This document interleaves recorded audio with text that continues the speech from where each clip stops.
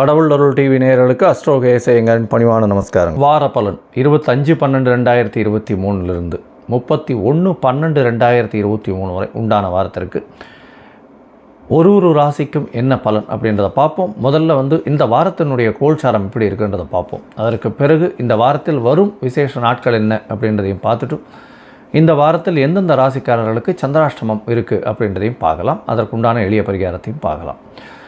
இந்த வாரத்தினுடைய கோல்சாரம் என்ன அப்படின்னா, காலபுருஷ தத்துவத்தின் முதல் ராசியான மேஷ ராசியில் குரு பகவான், 6ஆம் இடம்னு சொல்லக்கூட கன்னியில் கேது பகவான், சுக்கிர பகவான் விருச்சிகத்துக்கு 8ஆம் இடத்துக்கு வந்துடுறார்.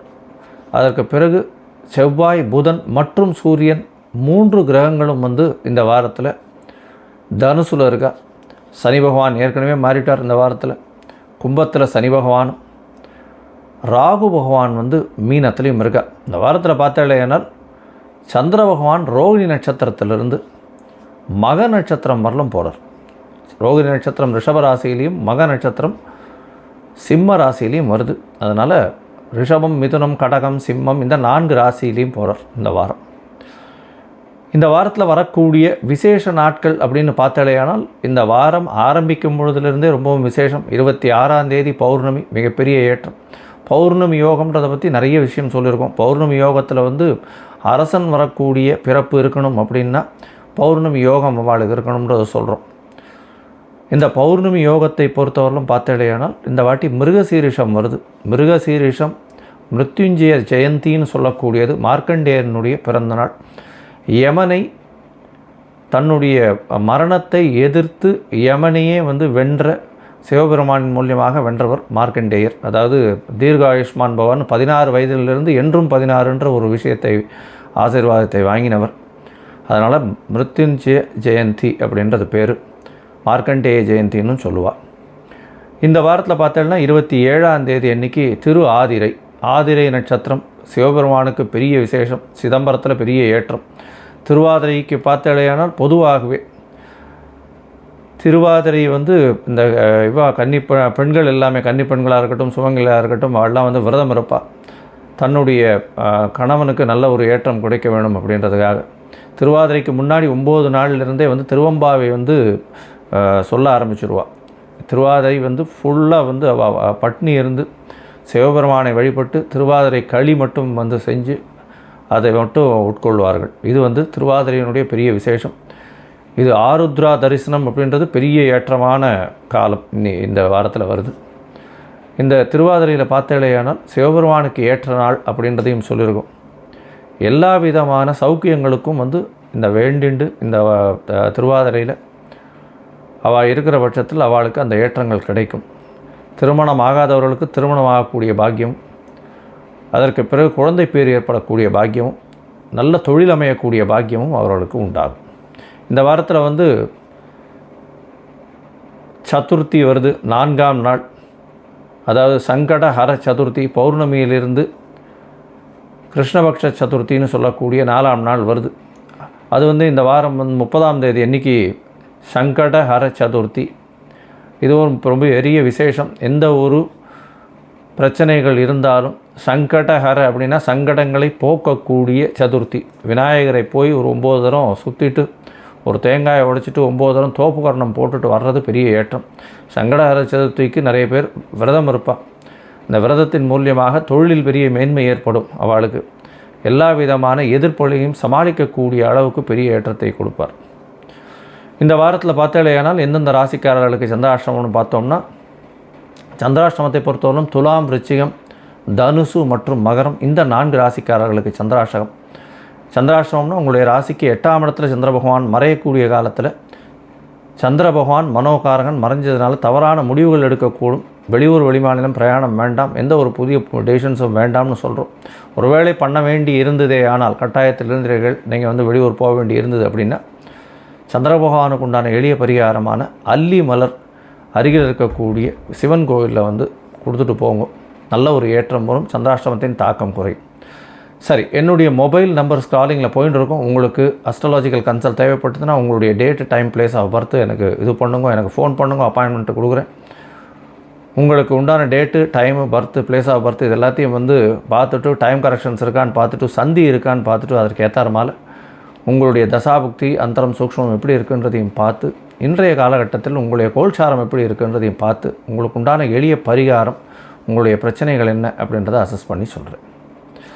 இப்போது ஒரு ராசியாக 25/12/2023 31/12/2023 வரை உண்டான வாரத்திற்கு மேஷம் முதல் மீனம் வரை எப்படி இருக்குன்றதை பார்க்கலாம். சிம்மம், மகம், பூரம், உத்திரம் இந்த 3 நட்சத்திரம் 9 பாதங்களை கொண்ட ராசி. ராசியின் அதிபதினு சொல்லக்கூடிய ஒரு சூரிய பகவான் ராசிக்கு 5ஆம் இடத்துல இருக்கார்.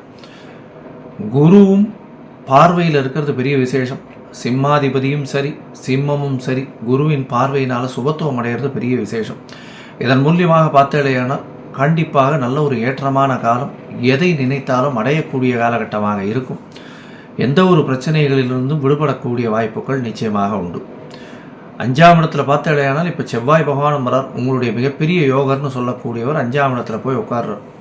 ஏன்னா 4-9க்கு அதிபதியான செவ்வாய் பகவான் 5ஆம் இடத்துல போய் உட்கார்ந்து பரிவர்த்தனை யோகம் பெறார். அதனால் 5ஆம் அதிபதியும் 9ஆம் அதிபதியும் ஆட்சி பெற்றதற்கு சமம். அதனால் 1, 5, 9 ரொம்ப ஸ்ட்ராங்காக இருக்கிறதுனால நீங்கள் சொல்லக்கூடிய விஷயங்கள் எல்லாமே வந்து வெற்றிகரமாக இருக்கக்கூடிய காலகட்டம். பூர்வ புண்ணியம் ரொம்ப அதிகமாக இருக்கிறதுனால நீங்கள் எதை தொட்டாலும் வெற்றி மட்டுமே நிச்சயமாக உண்டு. ஆனால் சனி பகவான் உங்களுடைய ராசிக்கு சமசப்தமத்தில் கண்ட சனியாக வந்து இருக்கிறதுனால கண்டிப்பாக உடல் நலத்தை கேடுபடுத்துவார். ஜாகிரதையாக இருக்கிறது ரொம்பவும் நல்லது. உங்களுடைய ராசிக்கு 8ஆம் இடத்தில் இருக்கக்கூடிய ராகு பகவான் மறைந்த இடத்திலிருந்து பிரச்சனைகளை கொடுப்பார். இருந்தாலும் பணவரவிற்கு பஞ்சம் இருக்காது.